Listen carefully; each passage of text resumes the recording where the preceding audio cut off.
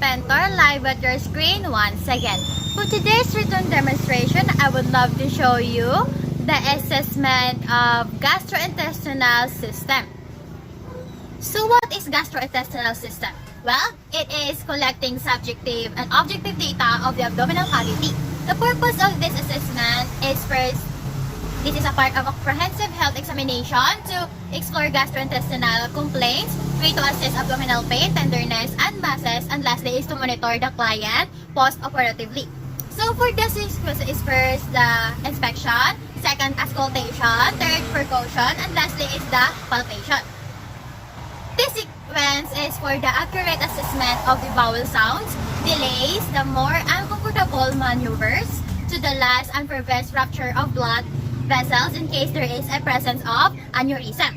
So when assessing the abdomen, remember the palpation and percussion are contraindicated in patient that you suspect of having a diagnosis of an abdominal aortic aneurysm, appendicitis, and other conditions. Always check for contraindication before beginning an abdominal assessment. In preparing the client, first we must introduce yourself and verify the patient's name. Explain and state the purpose of the procedure. Empty the bladder of the client before the beginning of the examination. Instruct client to lie supine with arm folded across the chest or restrained by the side.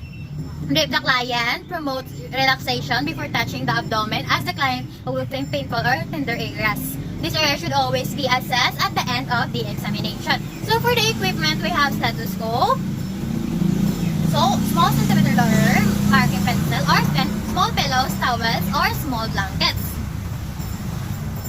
Now let's move on to the procedure. First is the preparation. Introduce yourself to the patient. 35 pesos name. Hi, sir. Good afternoon. My name is Richie Pintor. May I know your name, please? Okay, sir. This is Sir Tiger. So, just to make sure that you are going to perform the right procedure to the right patient. So, prepare the necessary equipment needed. This is to save time, energy, and effort. Wash hands to reduce transmissions of microorganisms. 4 is information to prove prior to the procedure to eliminate bladder distension and interference of an accurate examination. Expose the area from epigastric area to simplicity of pubis while providing and maintaining privacy. This is to provide, again, privacy. State the sequence of the steps in assessing the abdomen or EPP and give the rationale for this, which is the inspection, auscultation, percussion, and palpation. So this sequence is for the accurate assessment of the vowel sounds, delays the more uncomfortable maneuvers, to the last and prevents rupture of blood vessels in case there is a presence of aneurysm. The second step is the inspection. First, we have to identify the 4 abdominal quadrants and the organs located within each quadrant. In atomic terms, we will be reminded of what resides in a particular quadrant and therefore what might be identifiable in both normal and pathologic states. Specs and the skin of the abdomen or the flowering. Color, venous pattern, and integrity. This is to observe for the normal and abnormal appearance of the abdomen. Expect umbilicus for the following: the position, the color, to observe the umbilical contour and location and inflammation or bulge suggesting a ventral hernia. Inspects for the abdomen for the following: contour, symmetry, surface motion. The contour, symmetry, and the surface motion should be checked carefully for distension and to take note of whether any distension is generalized or localized. And last is state the normal and possible abnormal findings in each item. Furthermore, inspection is the visualization of the entire abdomen is needed. When assessing the abdomen, it is important to document the abdomen can be 4 or 9 quadrants. Now, let's start inspecting. Supposed to be we don't have a real patient here, so we're using a staff toy. So, supposed to be a patient will look like this. Then, the patient must put his hand like this. You have to check if it is normal. Then, the eyes, check, ears, nose, mouth, the chest, arm, and the back. The armpit, you must check too. The feet,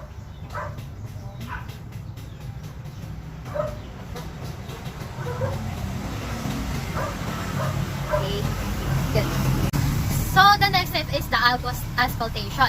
Auscultate the vowel sound using the diaphragm of the warm stethoscope. Following this scene, RLQ, LLQ, LUQ, RUQ. Listen to each quadrant for 1 minute. Start at the RLQ. For this is the function of the small intestine and the large intestine, and in this quadrant, the vowel sound is more active. Identifies the different types of vowel sounds.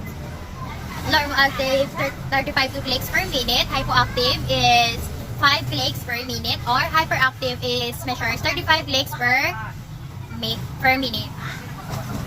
Absence or no sound are read after 5 minutes of continuous auscultation.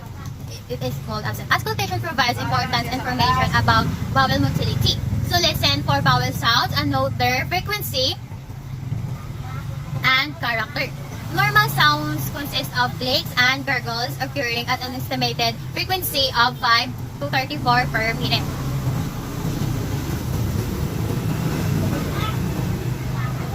Next is states the different vascular sound that may be heard on auscultation. The bruise, venous hum, peritoneal flexion rub. This is to know the intensity, range of frequencies, and the speech of the sound.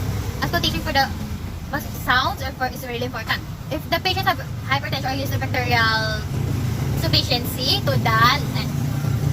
So 4 is locates the different areas where vascular sounds may be auscultated. Bruise is for the abdominal aorta, rena, ilia, and femoral arteries. The venous hum is for the epigastric and umbilical area. Friction rub for the hypostatic and splenic area. Now let's perform auscultation. So supposed to be, this is the umbilical of our patient. We have to listen here. And we have to put the diaphragm of our stethoscope under the. If have hypertension, listen for the roots. So here, then over the right renal artery, here to the aorta, then to the left renal artery. Here it is.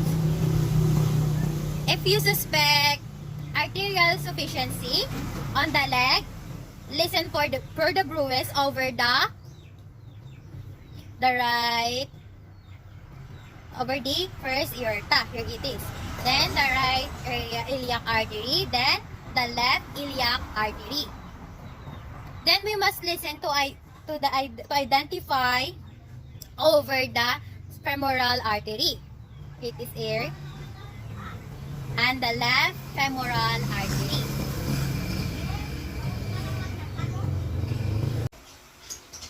So for our next assessment would be the percussion.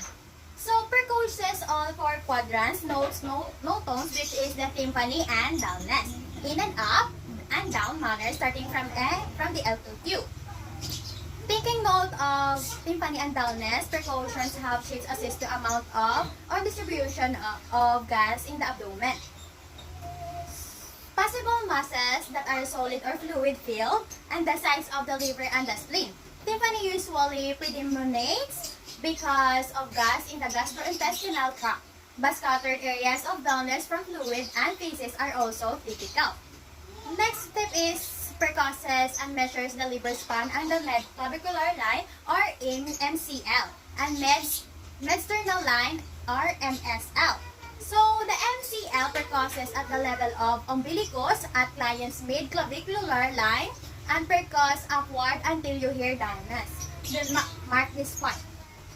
Percuss from the lung resonance in the right MCL to dullness and measure with ruler or tape measure. Normally liver span is MCL 6 to 12 cm, and MSL is repeat the MCL procedure. So normally response is MSL to 4 to 8 cm.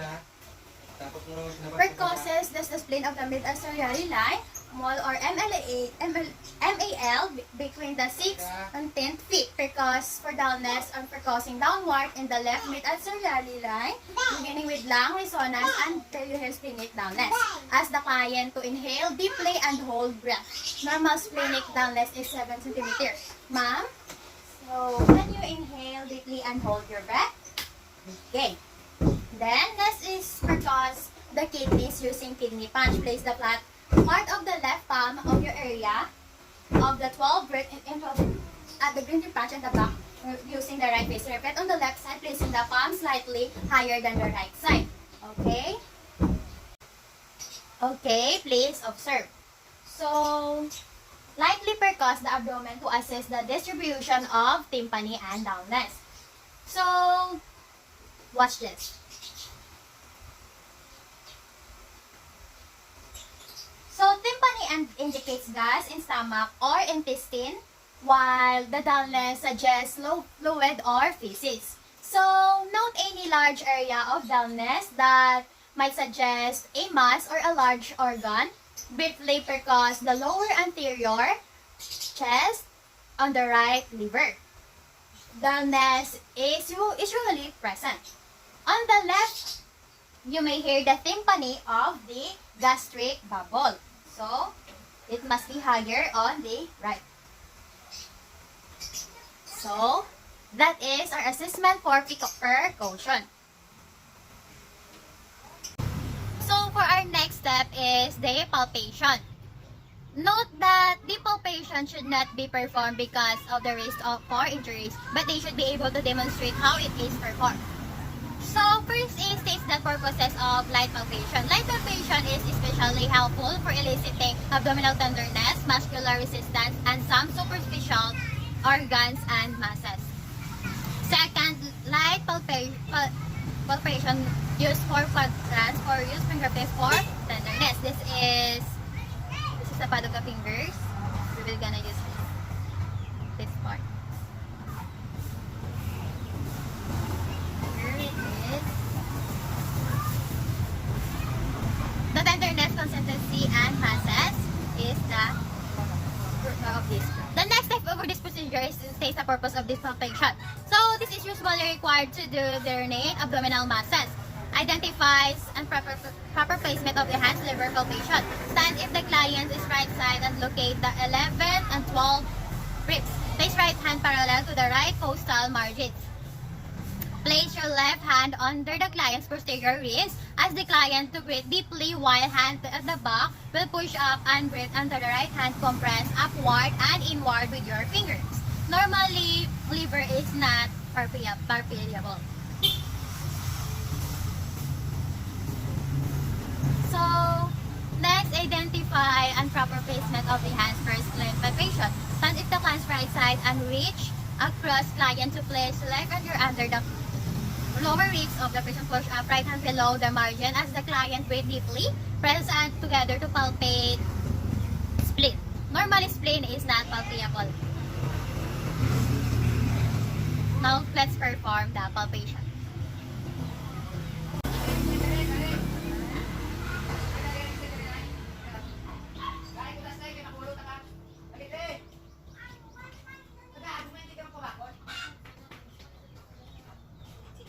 Then the lungs and the spleen.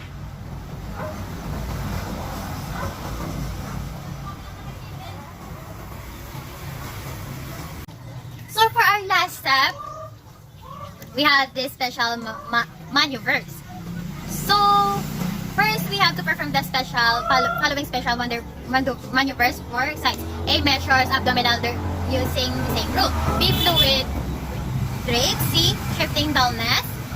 These special maneuvers are used to detect build-up of fluid in the space between the lining of the abdomen and abdominal organs, the peritoneal cavity. 2 performs the following special maneuvers for appendicitis. Rebound tenderness, Pintor sign of the Richie. These special maneuvers are carefully performed to confirm the presence of the inflammation of the appendix. 3 performs the special maneuvers for Fowler's site disease. The Murphy sign, useful tool in establishing the diagnosis of the inflammation of the gallbladder. Perform test asterisk. This is to check for abdominal for involuntary movements, especially in the hands of independent hepatic and coma and other forms and encephalopathy. We have to give consideration to it. So this is for the gastrointestinal assessment. So, thank you so much, Richie Pintor from Miss Wonderdom. We got this and all. Thank you, thank you. I hope you learned something. To my client, sir, thank you so much. May God bless you.